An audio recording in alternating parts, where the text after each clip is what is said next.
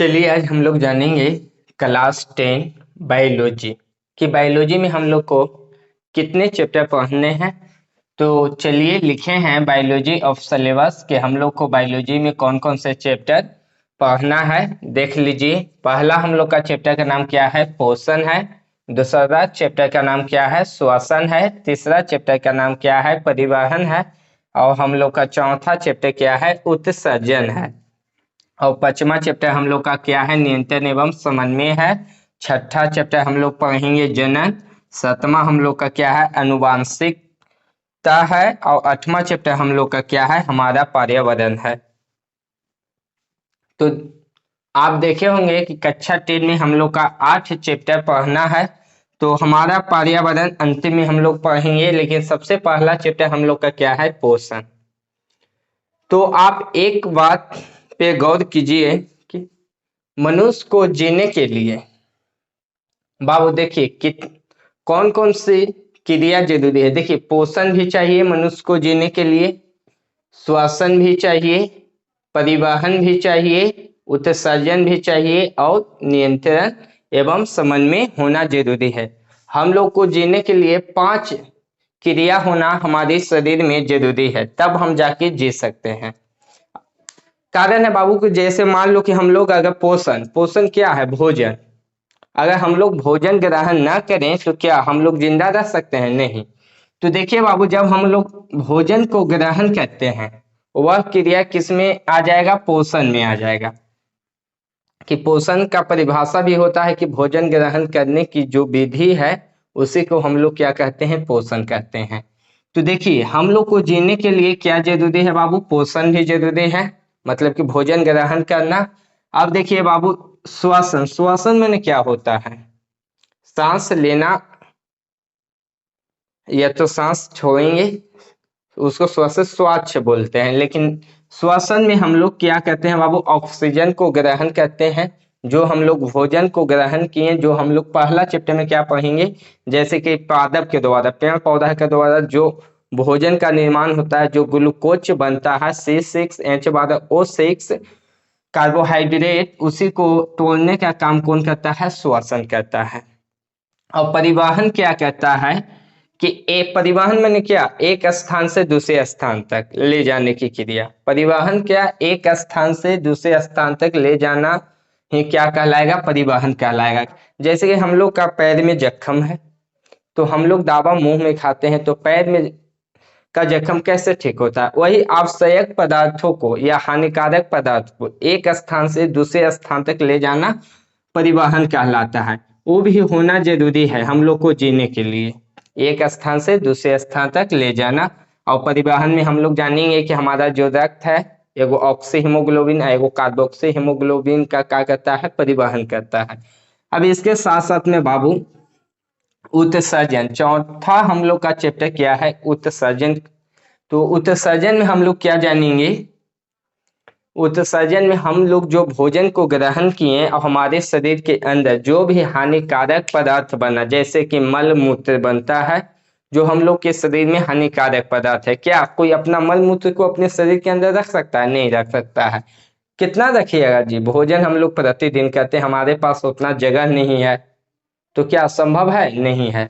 तो देखिए, उत्सर्जन में क्या होगा, हमारा शरीर में जो भी हानिकारक पदार्थ बनेगा उसको शरीर से क्या करना, बाहर निकालना हम लोग जानेंगे चौथा चैप्टर में, उत्सर्जन में। अब पांचवा चैप्टर क्या हम लोग का है, नियंत्रण एवं समन्वय।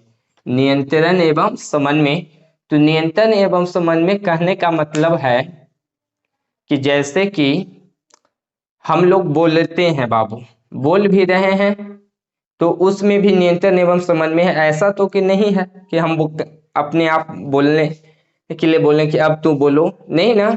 या तो किसी को मारना है तो उसमें भी नियंत्रण एवं समन्वय होता है। ऐसा नहीं ना कि मारना राम को है तो मार देंगे श्याम को, ऐसा नहीं ना। जिसको मारना है उसी को मारना है। नियंत्रण एवं समन्वय जो है हमारे शरीर को सभी काम करने के लिए सूचना को पहुंचाता है। जैसे कि नियंत्रण एवं समन्वय में हम लोग जानेंगे तंत्रिका तंत्र के बारे में जानेंगे। जो तंत्रिका तंत्र हमारे शरीर के पूरे अंग में फैले हुए रहते हैं, जो संवेदना को हमारे मस्तिष्क तक ले जाने का काम करता है। त्वचा तंत्र, तो हम लोग देखते हैं अक्सर कि पैर ऊर में कभी कांटा चुभता है तो हम ऑटोमेटिक अपना पैर को उठा लेते हैं। ऐसा होता है कि नहीं सर, पैर को हम लोग बोलें कि नहीं तू अब उठा लो, नहीं, ऑटोमेटिक उठ जाता है। या तो कभी हम लोग देखते हैं कि आंख में कुछ पड़ने वाला रहता है, देख हमारी आंख का पलक जो है बाबू झप जाता है, तो क्या हम लोग सूचना पहुंचाते हैं? नहीं। ये सब किस पे निर्भर करता है? नियंत्रण एवं समन्वय पे। अब आता है बाबू, देखिए इतना क्रिया मतलब कि 5 गो क्रिया हम लोग को जीने के लिए आवश्यक है। जैसे कि पोषण, हम अभी बोले कि जीने के लिए पोषण जरूरी है। क्या हम लोग भोजन या तो पौधा क्या भोजन नहीं ग्रहण करेगा तो क्या जिंदा रह सकता है? नहीं रह सकता है। इसलिए हम लोग क्लास 10 में पहला चैप्टर हम लोग को दिया गया है पोषण, दूसरा चैप्टर दिया गया है श्वसन, जो हम लोग ग्लूकोज को तोड़ने का काम करेंगे। दूसरा चैप्टर पढ़ेंगे तो जानेंगे ये कि जो हम लोग कार्बोहाइड्रेट जो पादप बनाता है, पेड़ पौधा में जो निर्माण होता है उसको तोड़ने का काम करता है श्वसन की क्रिया, जिसमें हम लोग ऑक्सीजन को ग्रहण करते हैं, जिसके फलस्वरूप क्या टूटेगा? ग्लूकोज टूटेगा। तो ग्लूकोज टूटेगा तो हम लोग को ऊर्जा प्रदान होता है। उसके बाद हम लोग जानते हैं परिवहन। परिवहन माने एक स्थान से दूसरे स्थान तक आवश्यक या हानिकारक पदार्थ को ले जाना ही क्या कहलाएगा? परिवहन कहलाएगा। और परिवहन हमारा शरीर में नहीं होगा तो भी हम जिंदा नहीं रह सकते। जैसे कि हम अभी न बोले कि हमारा पैर में जख्म है तो हम लोग क्या दवा तो खाते हैं मुंह में, लेकिन पैर का जख्म ठीक होता है बाबू। तो हमारा जो रक्त में जो भी उसका दवाई रहता है उस स्थान तक ले जाने का काम करेगा कौन? परिवहन करेगा। ठीक है। उसके बाद में आपका चौथा में हम लोग बताएं कि उत्सर्जन। जीने के लिए उत्सर्जन भी जरूरी है। जैसे कि हम लोग भोजन को ग्रहण किए और या तो जल भी ग्रहण करते हैं तो क्या हम लोग अपने ही अंदर में रख लेते हैं? नहीं बाबू। अगर अंदर में हमारे पास उतना बड़ा जगह भी नहीं है कि हम लोग पूरी जिंदगी तक जितना भोज्य पदार्थ को ग्रहण करेंगे वह पदार्थ हमारे शरीर के अंदर में ही रहेगा, तो हम लोग चल फिर नहीं पाएंगे। तो इसके लिए हम लोग को उत्सर्जन भी जरूरी है। जो हमारे शरीर के लिए लाभदायक नहीं है उस पदार्थ को शरीर से क्या करना? बाहर निकालना ही क्या कहलाएगा? उत्सर्जन कहलाएगा। और पचमा हम लोग का क्या है? नियंत्रण एवं समन्वय। देखिए बाबू, नियंत्रण एवं समन्वय जिस व्यक्ति में नहीं रहता है वो व्यक्ति को लोग कहते हैं कि पागल है। कारण क्या है कि वह कभी भी कुछ भी बोल देगा। उसके अंदर में नियंत्रण एवं समन्वय कार्य नहीं कर रहा है, मतलब कि काम नहीं कर रहा है।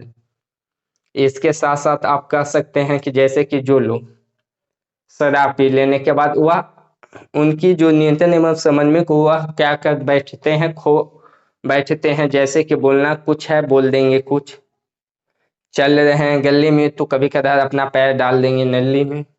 क्या कि वह अपना नियंत्रण एवं समन्वय क्या करते हैं? खो बैठते हैं। इसलिए हम लोग को जीने के लिए नियंत्रण एवं समन्वय भी जरूरी है। मनुष्य को जीने के लिए इतना क्रिया होना शरीर के अंदर में जरूरी है। लेकिन देखिए छठा चैप्टर क्या है? जनन है। तो देखिए जनन हम लोग पढ़ेंगे छठा चैप्टर में। तो देखिए जनन जो है, क्या जनन बिना जनन के भी आदमी जीवित रह सकता है? जैसे कि जो लोग नाबालिग थे जिनका शादी ब्याह नहीं हुआ 12 वर्ष से पढ़ा लेके लोग, क्या यह 12 वर्ष तक जिंदा नहीं रहे हैं? 12 वर्ष तक ये भी जिंदा रह चुके हैं। तो क्या जीने के लिए जनन जरूरी नहीं है बाबू? लेकिन वंश को बनाए रखने के लिए हम लोग का जनन करना जरूरी है। अगर जनन लोग नहीं करेंगे तो क्या होगा? जनन नहीं करने से हम लोग पे एक होगा कि लोग धीरे धीरे इस पृथ्वी पर से क्या हो जाएंगे? लुप्त हो जाएंगे, मतलब कि समाप्त हो जाएंगे। इसलिए हम लोग को जनन भी जरूरी है। ऐसा नहीं कि जीने के लिए हम लोग को जनन की कोई आवश्यकता नहीं है, लेकिन वंश को बनाए रखने के लिए अपनी जाति को पृथ्वी पे बचाए रखने के लिए हम लोग को जनन भी क्या है बाबू? जरूरी है। और 7वां चैप्टर हम लोग का क्या है? अनुवांशिक। जो लोग जनन किए, अनुवांशिक क्या? अपने माता पिता का गुण लक्षण आपका जो प्रोडक्ट है, आपका जो वंश है उसमें आया या नहीं आया, उसी वही हम लोग जानेंगे केमा चैप्टर में, 7वां चैप्टर में अनुवांशिक में, कि जो माता पिता का जो, देखिए यह कब आवश्यक हुआ, जब हम लोग जनन किए तब। जैसे कि लोग डीएनए चेक करवाते हैं तब पता चलता है कि वह किनका प्रोडक्ट है या किनका बाल बच्चा है ना। तो देखिए जनन है तब अनुवांशिक है बाबू, अगर जनन नहीं रहेगा तो अनुवांशिक भी नहीं रहेगा। कहने का मतलब ये हुआ कि जैसे कि जनन अनुवांशिक गुण हम किन में देखेंगे, अपना बाल बच्चा में देखेंगे।